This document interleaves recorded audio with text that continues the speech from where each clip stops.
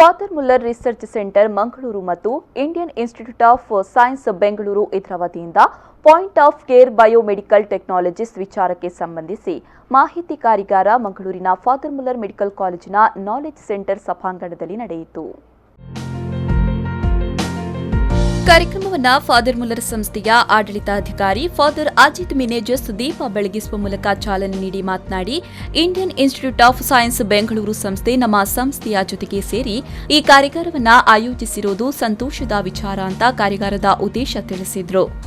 The Indian Institute of Science Mangaluru who have shown great interest and enthusiasm with Father Muller charitable institutions.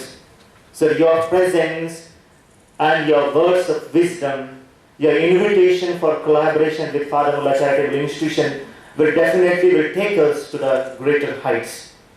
We shall look forward for your collaboration in the days to come.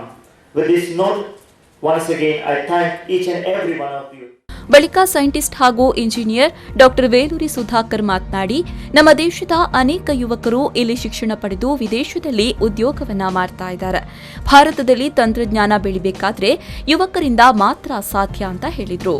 Research and product developments, basically if you see IITs or IIScs, they're all being made in all government projects, DST or say DRDO, whatever may be the government agency you take. Under those particular departments, all the devices or prototypes are made, but only 15% of those prototypes will be reaching a device stage, and only 5% of them will reach the market. Means our yield is only 5% of total investment that Government of India is making. ಕಾರ್ಯಕ್ರಮದಲ್ಲಿ Indian Institute of ಸೈನ್ಸಸ್ನ electronics systems engineering ಪ್ರಾಧ್ಯಾಪಕರಾದ professor NS Dinesh, centre for nano science engineering ವಿಭಾಗದ ಪ್ರಾಧ್ಯಾಪಕರಾದ professor MM Naik, central research ಫೆಸಿಲಿಟಿಯ ಅಧ್ಯಕ್ಷರಾದ professor Gangadhar KV, Father Muller Research ಸೆಂಟರ್ನ ಮುಖ್ಯಸ್ಥರಾದ doctor B Sanjeev Rai ಮತ್ತಿತರರು ಉಪಸ್ಥಿತರಿದ್ದರು.